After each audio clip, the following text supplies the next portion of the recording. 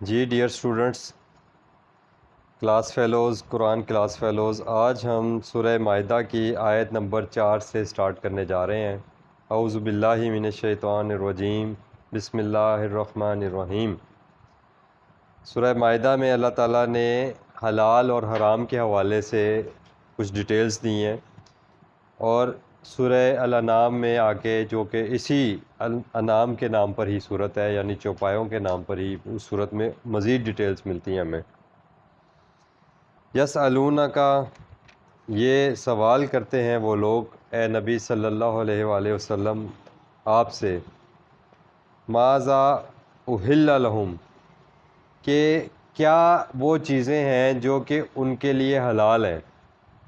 پیچھے بھی ہم حلال کی جو ڈیٹیلز پڑھ کر آئے ہیں، اور آگے انہی کے حوالے سے مزید ڈیٹیلز اللہ تعالیٰ دے رہے ہیں۔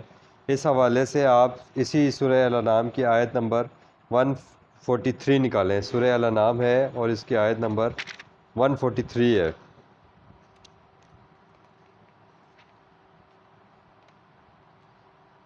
اس سے پہلے آپ دیکھیں، اللہ تعالیٰ نے یہ ڈیٹیل دی ہے یہاں پر، جو ہم نے وہاں پر بھی پڑھی تھی پیچھے، کہ الانعام کے حوالے سے، کہ الانعام میں کون کون سے جانور ہیں۔ وہاں ہم نے پڑھا تھا کہ ثمانیۃ ازواج، یہاں پر آ کے اللہ تعالیٰ بتا رہے ہیں کہ وہ 8 جاندار ہیں، 8 جانور ہیں۔ من الضأن اثنین، بھیڑوں میں سے 2، ومن المعز اثنین، اور بکریوں میں سے بھی 2، ٹھیک ہے۔ اور پھر اسی 145 میں اللہ تعالیٰ نے کہا وَمِنَ الْإِبْلِ اثنین وَمِنَ الْبَقَرِ اثنین، 2 قسمیں اونٹوں میں سے اور 2 ہی گایوں میں سے۔ 2 سے کیا مراد ہے؟ یعنی نر اور مادہ۔ اللہ تعالیٰ نے یہاں پر بتا دیا ہے کہ یہ ثمانیۃ ازواج، 8 جوڑے ہیں بیسیکلی، جس میں بھیڑ اور اس کے نر مادہ، بکری اس کی نر مادہ، اونٹ اس کی نر اور مادہ، اور گائے اور اس کے نر اور مادہ، یہ اللہ تعالیٰ نے اس میں ہمیں بتا دیے۔ اور اسی کی آیت نمبر 145 میں اللہ تعالیٰ بتا رہے ہیں کل، وہاں سوال کیا تھا نا کہ یسألونک ماذا احل لہم، کہ اے نبی یہ آپ سے سوال کرتے ہیں کہ ان کے لیے کیا حلال ہے۔ تو اللہ تعالیٰ نے کہا سورہ الانعام کی آیت نمبر 145 میں کہ کل، اے نبی صلی اللہ علیہ وآلہ وسلم ان کو بتا دیجئے، لا اجد فی ما اوحی الی محرم علی طاعم یطعمہ الا ان یکون میتۃ او دما مسفوحا او لحم خنزیر فانہ رجس وفسقا احل لغیر اللہ بہ۔ اے نبی صلی اللہ علیہ وآلہ وسلم ان سے کہہ دیجئے کہ میں نہیں کسی بھی چیز کو، کھانے والی چیز میں سے کسی بھی چیز کو حرام پاتا بجز اس کے جو کہ اس کتاب میں مجھ پر وحی کر دیے گئے ہیں۔ یعنی اللہ تعالیٰ کے تمام احکامات جو حلال اور حرام کے حوالے سے ہیں، وہ اللہ تعالیٰ نے قرآن میں وحی کر دی ہیں۔ اسی طرح آگے ڈیٹیل آ رہی ہے اسی سورہ الانعام کی آیت نمبر 151 میں بھی کہ کل تعالو، اے نبی صلی اللہ علیہ وآلہ وسلم آپ ان سب کو کہہ دیجئے کہ لوگو آؤ، اتلو، میں تم پر تلاوت کر دوں، ما حرم ربکم، کہ جو کچھ بھی حرام کر دیا ہے تمہارے رب نے۔ وہاں بات آئی تھی حلال اور حرام کے حوالے سے، تو اللہ تعالیٰ نے اس حرام کی کیٹیگری میں اللہ تعالیٰ نے وہاں پر بتایا تھا کہ بہتا ہوا خون، سور کا گوشت، اور اللہ کے واضح احکامات کی حکم عدولی، وہ بھی تم پر حرام ہے۔ اور اگر کوئی مجبور ہو جائے اور اس کا نافرمانی کا ارادہ نہ ہو تو فمن استر غیر باغ ولا عاد، نہ تو وہ بغاوت والا ہو نہ ہی وہ حد سے گزر جانے والا ہو، تو اس صورت میں اگر وہ اس چیز کو استعمال کر لے تو اس پر کوئی گناہ نہیں ہے۔ اور اللہ تعالیٰ نے یہاں پر اسی آیت میں 151 میں بتایا کہ اس میں سے سب سے پہلی چیز جو تم پر حرام کر دی گئی ہے، اس میں کیا ہے؟ اللہ تشرکو بہ شیئا، اللہ کے ساتھ کسی بھی چیز کو، کسی کو بھی، کسی ایک ہستی کو بھی آپ نے اللہ کے ساتھ، اللہ کے اختیارات میں، اللہ کی صفات میں شریک نہیں ٹھہرانا۔ وبالوالدین احسانا، اور ماں باپ کے ساتھ حسن سلوک کرنا ہے۔ ماں باپ کی نافرمانی اور ماں باپ کے ساتھ بدسلوکی یہ اللہ تعالیٰ نے کیا کر دی ہے؟ حرم ربکم، تمہارے رب نے حرام کی ہے۔ اور آپ میں ہمیشہ وہی بات کرتا ہوں کہ دنیا کے ہر معاشرے کے کسی شریف انسان کو اٹھا کر آپ دیکھیں تو وہ اپنے ماں باپ کے ساتھ حسن سلوک کرتا ہے، چاہے کوئی شریف ہندو ہو، شریف سکھ ہو، عیسائی ہو، تو وہ اپنے پیرنٹس کے ساتھ حسن سلوک کرتا ہے۔ وَلَا تَقْتُلُوا أَوْلَادَكُم مِّنْ املاق، اور کوئی شخص اپنی اولاد کو اس خوف سے کہ غربت ہو جائے گی قتل نہ کرے، یعنی یہ بھی اللہ تعالیٰ نے حرام قرار دیا۔ اللہ نے کہا کہ ہم ہی تمہیں اور ان کو رزق دیتے ہیں۔ وَلَا تَقْرَبُوا الْفَوَاحِشَ، اور جو بے حیائی کے کام ہے نا، بے حیائی کے کام وہ بھی تم پر حرام کر دیے گئے ہیں۔ تم نے بے حیائی، بدئی اور بدفعلی کے کاموں کے قریب نہیں جانا، یہ حرام ہے۔ ما ظہر منہا وما بطنا، چاہے وہ چھپ کے کرو یا چاہے اعلانیہ کرو، لوگوں کے سامنے کرو، تو بے حیائی کے کام قطعاً اللہ تعالیٰ نے ان کاموں کی اجازت نہیں دی۔ اور آپ دیکھ لیں جب کمرشلزم نہیں آیا تھا، آج سے کوئی 50 60 70 80 سال پیچھے آپ چلے جائیں تو اس وقت تک دنیا کے کسی بھی معاشرے میں بے حیائی عام نہیں تھی، عورت بھرپور پردے کے اندر موجود تھی۔ آپ اپنے ساتھ جن کے ساتھ آپ نے ساری زندگی گزاری، ہندو معاشرے کو دیکھ لیں اور سکھ معاشرے کو دیکھ لیں، تو آپ اگر مسلم ہو کر یہ دعویٰ کرتے ہیں کہ یہ آپ کو اللہ تعالیٰ نے یہ ساری ہدایات دی ہیں قرآن کے ذریعے، تو دنیا کے ہر انسان میں یہ بات بلٹ ان ہے۔ فَأَلْهَمَهَا فُجُورَهَا وَتَقْوَاهَا، ہم نے ہر انسان کے اندر برائی اور نیکی کو اس کے اندر رکھ دیا ہے، بلٹ ان ہے۔ تو اس سے پہلے عورت کو ایک پروڈکٹ بنا کر مارکیٹ میں نہیں لایا گیا تھا۔ جب یہ کمرشلزم آیا ہے، اس کے ساتھ عورت کے حقوق کے نام پر مرد نے استحصال کیا اور اس کو گھر سے باہر نکالا اور اپنی ایک پروڈکٹ بنا دیا، اور عورت کو باہر نکال کر اس کا استحصال کیا جا رہا ہے۔ یہ بے حیائی اور بدفعلی کے کاموں کا آغاز ہی انہوں نے یہاں سے کر دیا، اور آپ دیکھیں کہ انہی کے معاشروں کی آج آپ پرانی ہسٹوریکل ویڈیوز اٹھا کر دیکھیں تو آپ کو وہاں پہ نظر آئے گا کہ وہ پورے پردے کے اندر ہیں، غیر مسلم عورتیں بھی۔ تو پردے کا اس سے کوئی تعلق نہیں ہے، یہ انسان کی حیا کا اس سے تعلق ہے، یہ انسان کی اندر کی آواز ہے، یہ اس کی فطری آواز ہے جس کے اوپر وہ انسان عمل کرتا ہے۔ لیکن یہ قرآن کیا ہے؟ یہ الذکر ہے، یہ یاد دہانی ہے۔ یہ اللہ تعالیٰ نے انسانیت کو یاد دہانی کے طور پر اپنا پیغام پہنچا دیا ہے کہ انسان کے سامنے ایک حجت پیش کر دی جائے کہ وہ یہ نہ کہے کہ مجھے اگر پتہ ہوتا تو میں ضرور سیدھے راستے کے اوپر چلتا، سیدھے راستے کے اوپر عمل کرتا۔ تو جو باتیں معاشرے میں بگاڑ کا سبب بنتی ہیں، جو باتیں معاشرے میں فساد کا سبب بنتی ہیں، اللہ تعالیٰ نہیں چاہتے کہ کسی بھی معاشرے کے اندر فساد ہو، کسی بھی معاشرہ میں عدم توازن پیدا ہو، تو اللہ تعالیٰ اس کو بیلنس رکھنے کے لیے معاشرے کے لیے اللہ تعالیٰ نے یہ تمام قوانین دیے۔ ان تمام قواعد اور قوانین کا، رولز اینڈ ریگولیشنز کا نام اللہ تعالیٰ نے اسلام رکھ دیا، یعنی سلامتی۔ وَلَا تَقْتُلُوا النَّفْسَ الَّتِي حَرَّمَ اللَّهُ إِلَّا بِالْحَقِّ، دنیا کا کون سا ایسا معاشرہ جو اس کے اوپر عمل نہیں کرتا کہ کسی کو ناحق قتل نہیں کرنا؟ اور جب دنیا مہذب ہوئی، جب دنیا کو شعور نے زیادہ یہ آگاہی دے دی، تو انہوں نے مل کر سب قوموں نے ایک فیصلہ کیا کہ آؤ آج ہم ایک متحد ہو کر ایک ایسا قانون پاس کریں جس کے اندر دنیا کے تمام ملکوں کی، تمام معاشروں کے حقوق کے، بنیادی حقوق کا تحفظ کیا جائے۔ یہ بنیادی انسانی حقوق کیا ہیں؟ یہ بنیادی انسانی حقوق کو 50 60 سال 70 سال پہلے یا 20 سال پہلے نہیں متعارف ہوئے۔ یہ جب اللہ تعالیٰ نے پہلے دن انسان کو اس دنیا میں بھیجا تھا نا، آدم علیہ السلام کو، تو اللہ تعالیٰ نے انسان کے 7 بنیادی انسانی حقوق دے کر بھیجا تھا اس کو۔ فَإِمَّا يَأْتِيَنَّكُم مِّنِّي هُدًى فَمَن تَبِعَ هُدَايَ فَلَا خَوْفٌ عَلَيْهِمْ وَلَا هُمْ يَحْزَنُونَ۔ تو آج ہم بھی وہی معاشرہ چاہتے ہیں کہ ایسا معاشرہ بلٹ ہو جس میں فَلَا خَوْفٌ عَلَيْهِمْ وَلَا هُمْ يَحْزَنُونَ کی حالت ہو، یعنی پیس ہو سب کے لیے مساوات ہو، برابری کا درجہ ہو۔ یہ تو استحصالی معاشرے ہیں جس کے اندر طبقاتی تقسیم کر دی جاتی ہے، فیوڈل لارڈز اور لینڈ لارڈز اور ڈفرینٹ قسم کے آپ کے اوپر طبقاتی تقسیم کر کے لوگوں کو مسلط کر دیا جاتا ہے۔ ہندو معاشرے میں دیکھیں، براہمن کو آپ نے وہاں پہ بھی آپ نے قوموں کے اندر ایک انسان کے اندر قومیت کی بنیاد پر اتنی تقسیم کر دی، پھر لسانی بنیادوں پر انسانیت کو تقسیم کیا گیا۔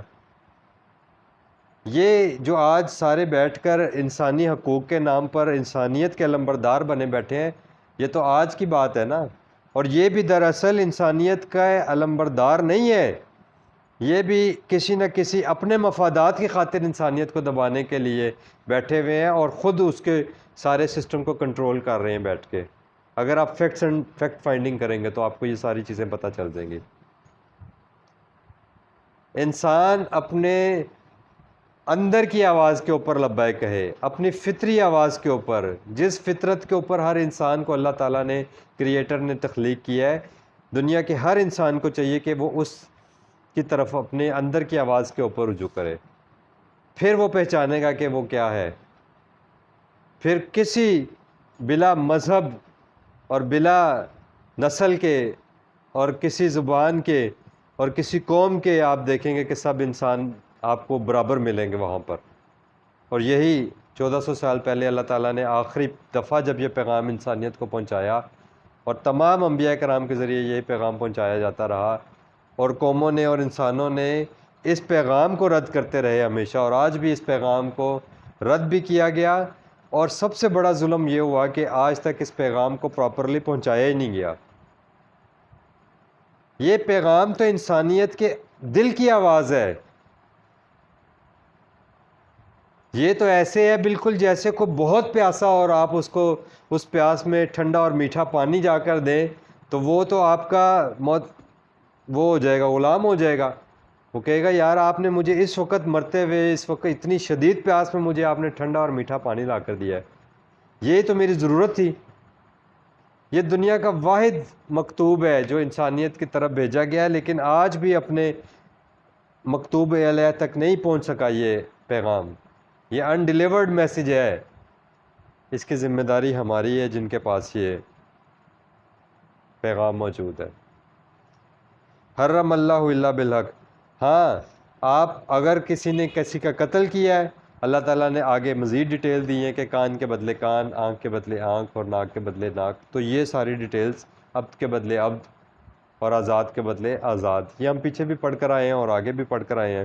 یہ ساری وہی چیزیں ہیں جسے آج آپ چارٹرڈ آف یونائٹڈ نیشن کے نام سے بھی دنیا کو انٹروڈیوس کروا رہے ہیں۔ 1400 سال پہلے محمد رسول اللہ صلی اللہ علیہ وسلم کے ذریعے انسانیت کے رب نے یہ پیغام بھجوا دیا تھا۔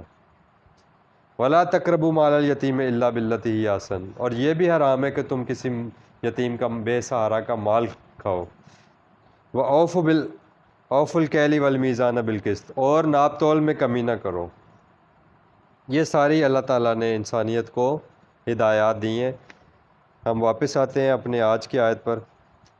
قُلْ أُحِلَّ لَكُمُ الطَّيِّبَاتُ، اے نبی صلی اللہ علیہ وآلہ وسلم آپ ان کو بتا دیجئے کہ تمہارے اوپر اللہ تعالیٰ نے حلال کر دی ہیں تمام طیبات چیزیں۔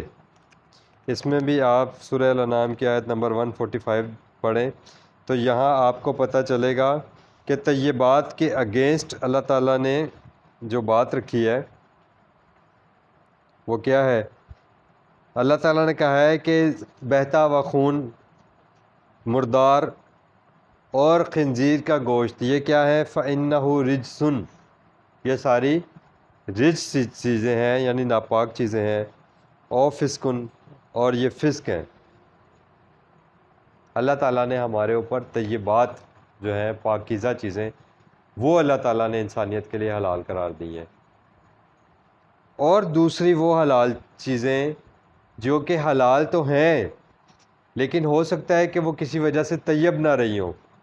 جیسے حلال گوشت ہے، وہ آپ نے استعمال نہیں کیا اور وہ خراب ہو گیا موسم کی وجہ سے یا کسی بھی وجہ سے وہ خراب ہو جاتا ہے، اس میں سے بو پیدا ہو جاتی ہے اور اس میں تعفن اٹھنے لگ جاتا ہے، تو اب وہ طیب نہیں رہی، تو آپ اس بنیاد پر وہ نہیں کھائیں گے کہ وہ حلال تو ہے تو ہم کھا لیتے ہیں، اب وہ طیب نہیں رہی۔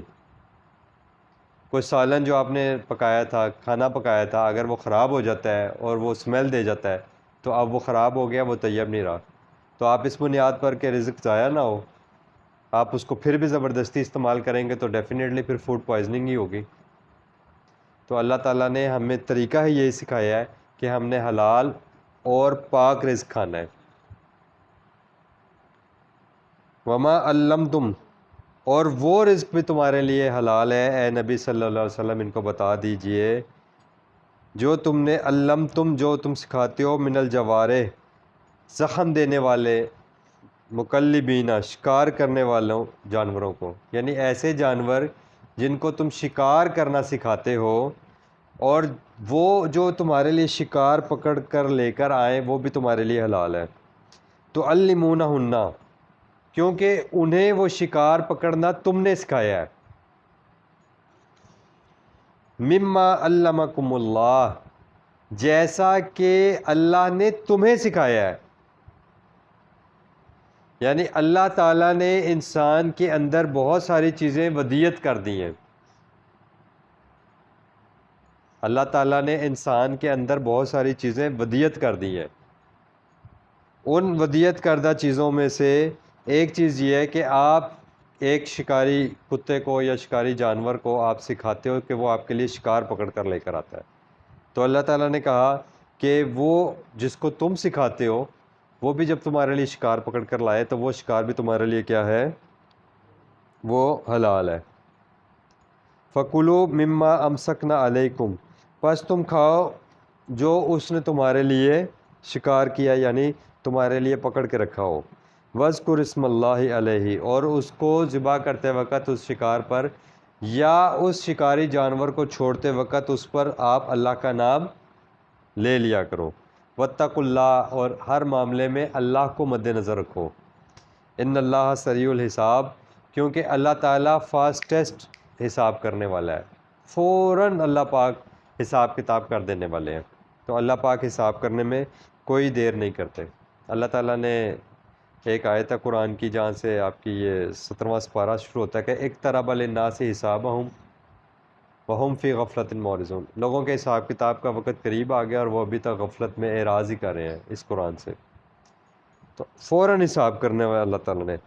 الیوم احل لکم الطیبات، جو طیبات چیزیں ہیں جو کھانے کے حوالے سے طیب ہیں، پاکیزہ ہیں، وہ تمہارے لیے آج کے دن حلال کر دی گئی ہیں.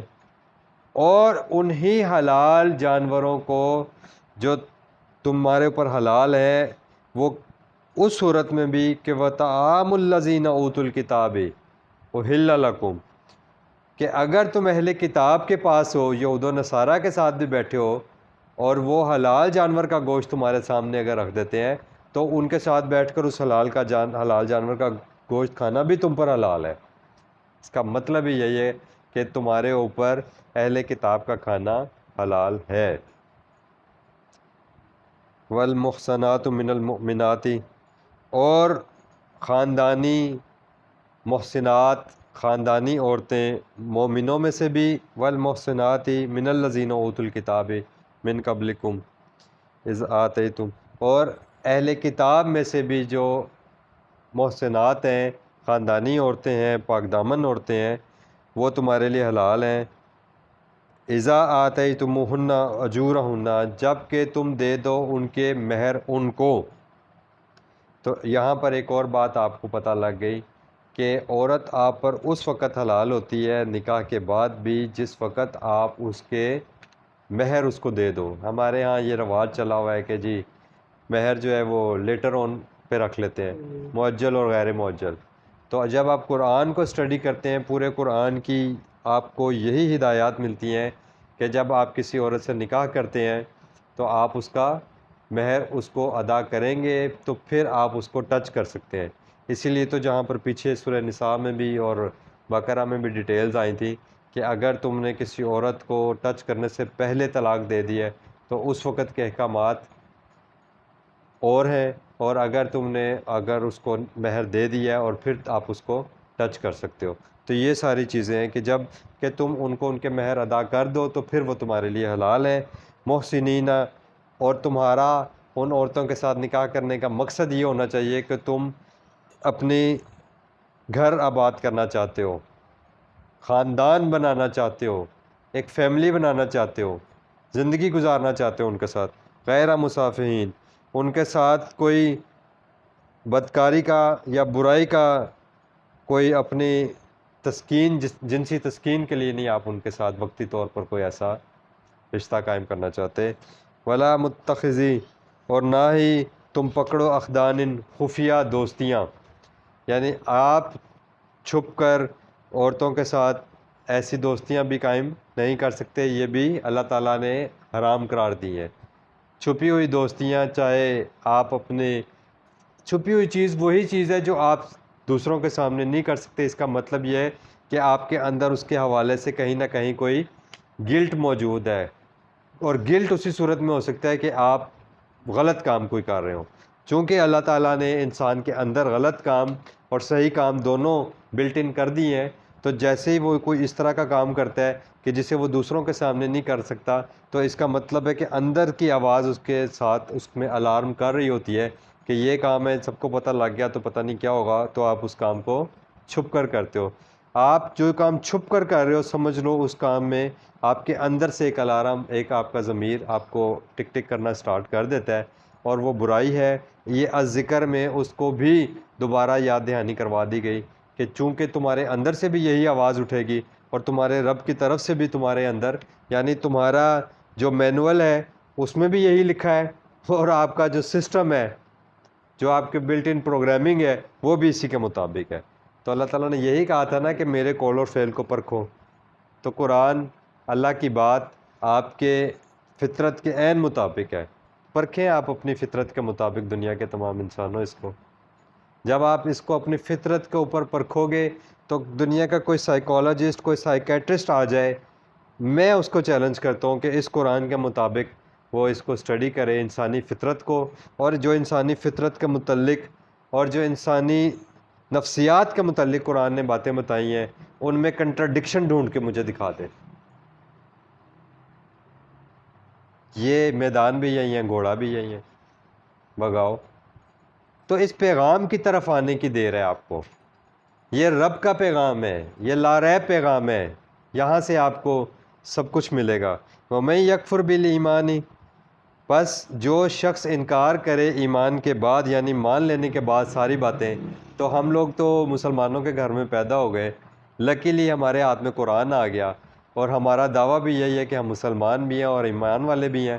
تو اگر ہم ایمان والے ہیں، یعنی اللہ کی بات ماننے والے ہیں، تو اللہ کی تمام باتوں کو سننے کے بعد، جاننے کے بعد اور ماننے کے بعد اگر ہم پھر بھی اس پر عمل نہیں کریں گے، تو اس کا مطلب ہے ہم اس کا انکار کر رہے ہیں۔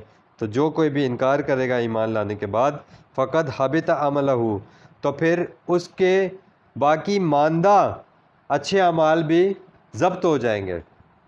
یعنی ایسا نہیں ہے کہ آپ نے 100% انکار کر دیا اور آپ 100% کافر ہو گئے، لیکن اس بات پر آپ غور کریں کہ اللہ کہہ رہے ہیں کہ اگر آپ نے اللہ کے انسٹرکشنز کے حوالے سے کہیں پر بھی جان بوجھ کر کسی حکم کو آپ نے پس پشت ڈالا اور اس کا انکار کیا، کسی ایک حکم کا بھی، تو پھر آپ کے باقی ماندہ جو اعمال ہیں وہ بھی ضبط ہونے کا خطرہ ہے۔ تو be conscious, be careful about this, وَهُوَ فِي الْآخِرَةِ مِنَ الْخَاسِرِينَ، اور پھر ڈیفینیٹلی جب تمہارے اعمال، نیک اعمال بھی جو تم نے کیے ہوں گے، وہ سارے ضبط ہو جائیں گے، ضائع ہو جائیں گے، تو پھر آخرت کے دن جب تول رکھا جائے گا، ترازو رکھا جائے گا، تو اس میں خسارہ ہی ہوگا، وہ پلڑا ہلکا ہی ہوگا، اعمال کا میزان آپ کا بھاری تو نہیں ہوگا نا۔ فَأَمَّا مَنْ ثَقُلَتْ مَوَازِينُهُ فَهُوَ فِي عِيشَةٍ رَاضِيَةٍ، جس کا اس دن وزن زیادہ ہوگا نا اعمال کا، وہ عیش والی زندگی میں ہوگا۔ فَأَمَّا مَنْ خَفَّتْ مَوَازِينُهُ فَأُمُّهُ هَاوِيَةٌ، لیکن اگر کسی کے تخفیف ہوئے، کم ہوا وزن، ہلکا ہوا، فَأُمُّهُ هَاوِيَةٌ، تو اس کا ٹھکانہ پھر حاوی ہے۔ یہ اللہ پاک نے ہمیں اسی دنیا میں ساری یہ ڈیٹیلز دے دی ہیں۔ تو ایک اور آیت ہم آج شامل کر لیتے ہیں۔ یا ایھا الذین آمنو، اے وہ لوگو جو اللہ کی بات مانتے ہو، اذا قمتم الی الصلاۃ، جب تم کھڑے ہونے لگو نماز کے لیے، فاغسلوا، تو دھو لیا کرو، وجوہکم، اپنے چہروں کو، وایدیکم، اور اپنے ہاتھوں کو، الی المرافق، کوہنیوں تک۔ یہ اللہ تعالیٰ اب وضو کا طریقہ سکھا رہے ہیں اور یہ وضو کا طریقہ رسول اکرم صلی اللہ علیہ وآلہ وسلم کو اللہ تعالیٰ نے حضرت جبرائیل علیہ السلام کے تھرو سکھایا تھا۔ اللہ تعالیٰ نے آگے جا کر بتایا ہے کہ علمہ شدید القوا سورہ نجم میں کہ علمہ شدید القوا رسول اکرم کو کس نے سکھایا ہے، یعنی قوت والے نے، کس نے؟ حضرت جبرائیل علیہ السلام کا وہاں پر ذکر ہے۔ تو ابھی ٹائم شارٹ ہے، اس لیے میں یہاں پر اس کو زیادہ ڈیٹیل میں نہیں بتا سکوں گا، لیکن یہ سارا وضو کا طریقہ جو ہم وضو کرتے ہیں یا ہم سنت کے مطابق ہی کرتے ہیں، اور اس کے جو فرائض قرآن میں بتا دیے گئے ہیں، اسی طرح نماز کے فرائض بھی قرآن میں بتا دیے گئے ہیں۔ قیام، رکوع، سجدہ اور قعدہ، یہ 4 فرائض ہیں۔ اسی سٹرکچر کے اوپر رسول اکرم صلی اللہ علیہ وسلم نے نماز کو قائم کیا۔ اس کا طریقہ حضرت جبرائیل علیہ السلام نے نبی پاک صلی اللہ علیہ وسلم کو سکھایا، اور آپ صلی اللہ علیہ وسلم کو عمل کرتا ہوا دیکھا صحابہ کرام نے، اور صحابہ کرام کے بعد تابعین نے، پھر تبع تابعین نے، اور یوں یہ تواتر کے ذریعے سنت کے طریقہ ہم تک پہنچا ہے۔ تو قرآن میں پوری نماز بھی موجود ہے، اور قرآن میں پورا وضو کا طریقہ بھی موجود ہے، اور یہ ہمیں فرائض کے حوالے سے ساری گائیڈ لائنز دیتا ہے، اور عمل کے حوالے سے تواتر سے سنت کا عمل، لا ریب عمل موجود ہے ہمارے پاس۔ تو اپنے مومنوں، اپنے جب تم نماز کے لیے کھڑے ہو تو اپنے چہروں کو اور اپنے ہاتھوں کو دھو لیا کرو کوہنیوں تک، ومسحوا برؤوسکم، اور اپنے سر کا مسح کر لیا کرو، یعنی اشارتاً سر کو دھو لیا کرو۔ مسح کا مطلب یہی ہوتا ہے کہ آپ جو ہے سمبولیکلی آپ اپنے سر کو ایسے کر کے آپ جب کرتے ہیں تو اس کا مطلب یہ ہوتا ہے کہ آپ نے اس کو بھی سمبولیکلی دھو لیا ہے، اس کو ہی مسح کا نام دیا گیا قرآن میں۔ اور اپنے سر کا مسح کر لیا کرو، وَأَرْجُلَكُمْ إِلَى الْكَعْبَيْنِ، اور اپنے ٹخنوں تک اپنے پاؤں بھی دھو لیا کرو، پوری ڈیٹیل کے ساتھ اللہ تعالیٰ نے بتایا ہے۔ وَإِن كُنتُمْ جُنُبٌ، اور اگر تم جنابت کی حالت میں ہو، یعنی تم پر غسل فرض ہو جائے، فَطَّهَّرُوا، تو اس وقت تم ناپاک ہو گئے، تو تمہیں کیا چاہیے کہ تم اس وقت پوری طریقے سے پاک ہو جاؤ۔ اس پورے طریقے سے پاک ہونے کا طریقہ ہمیں بتا دیا گیا ہے کہ آپ نے پورا غسل کرنا ہے، اس میں پورا نہانا ہے۔ وَإِن كُنتُم مَرْضَىٰ، اور اگر تم مریض ہو کسی وجہ سے، او علی سفرٍ، یا تم سفر پر ہو، یہ دونوں باتیں بتائی جا رہی ہیں۔ مریض کو بھی اگر پانی سے کسی قسم کی کوئی پرابلم ہو، اور اگر کوئی بندہ سفر پر ہو، او جاء احد منکم من الغائط، اور اگر تم میں سے کوئی ایک شخص آیا ہو، کوئی بھی شخص بیت الخلاء سے ہو کر، او لامستم النساء، یا تم نے عورتوں کو ٹچ کیا ہو، فلم تجدوا ماء، اور پھر تمہیں اس صورت میں پانی نہ ملے، یعنی پانی کی عدم موجودگی میں آپ کو اللہ تعالیٰ ایک اور طریقہ سکھا رہے ہیں، فتیمموا صعیدا، تو پاکی حاصل کرنے کے لیے مٹی کا استعمال کر لو۔ آپ اگر بیت الخلاء میں جاتے ہیں اور آپ کو پانی اویلیبل نہیں ہوتا تو آپ مٹی کے ساتھ بھی استنجا کر سکتے ہیں۔ اللہ تعالیٰ نے یہاں پر اس کی ڈیٹیل دے دی ہے۔ اور آگے کیا کرو؟ صعیداً طیباً، وہ پاکیزہ ہونی چاہیے۔ فامسحوا بوجوہکم، اور اسی پاکیزہ مٹی کے اوپر آپ ایسے ہاتھ مار کر اپنے چہروں کے اوپر مال لو، وایدیکم منہ، اور اپنے ہاتھوں کے اوپر ایسے کر لو۔ تو اس سے کیا ہوگا؟ آپ کا سمبولیکلی آپ وضو پرفارم کر لو گے، اور یہی اللہ تعالیٰ نے ہمیں سکھایا ہے۔ ما یرید اللہ، نہیں چاہتا اللہ تمہارے لیے، لیجعل علیکم من حرج، کہ وہ تمہارے اوپر کسی بھی قسم کی کوئی تنگی کرے۔ لا اکراہ فی الدین، اس زندگی گزارنے کے طریقے میں کوئی تنگی ہے ہی نہیں، کوئی زبردستی ہے ہی نہیں، اس میں آسانیاں ہی آسانیاں ہیں۔ یرید اللہ بکم الیسر ولا یرید بکم العسر، اللہ تمہارے لیے آسانیاں چاہتے ہیں، اللہ پاک تنگی تو چاہتے ہی نہیں ہے۔ تو اے پوری انسانیت، جب آپ اللہ کی طرف آتے ہیں، اللہ کے ساتھ جڑتے ہیں، تو اللہ تعالیٰ آپ کو آپ کی فطرت کے عین مطابق لے کر چلتے ہیں۔ ولیکن یرید لیکن اللہ یہ چاہتے ہیں لیطہرکم، کہ وہ اللہ آپ کو پاکیزہ رکھیں۔ اللہ تعالیٰ ہمارے خیالات کو، ہمارے جسم کو پاک رکھنا چاہتے ہیں۔ اسی لیے تو کہا گیا کہ الطہور شطر الایمان، جو طہارت ہے وہ ایمان کی شرط ہے، ایمان کا حصہ ہے۔